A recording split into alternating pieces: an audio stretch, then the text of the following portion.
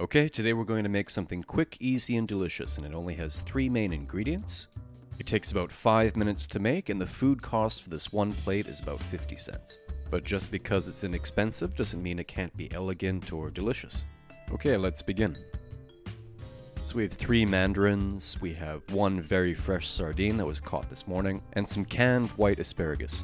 Juice your mandarins, but keep a couple of slices for plating, and then take some of your white asparagus and cover with whole milk. Heat both pots on low heat. Reduce the mandarin juice till it's thick like this, kind of syrupy. And then we're going to blend our milk and asparagus. Just give it a quick blend with a mixer, add a bit of salt if necessary, and pass through a sieve. So we're going to start plating our white asparagus coulis. Then we're going to spoon on our mandarin reduction. Now arrange your remaining asparagus pieces on the plate, try and give it some height. Then add the mandarin slices. Also keep in mind that if you have everything prepared and ready to go, it takes about 30 seconds to plate. So now I'm going to add a fillet of sardine.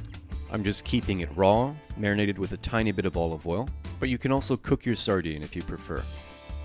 So I'm going to put a tiny bit more sauce on.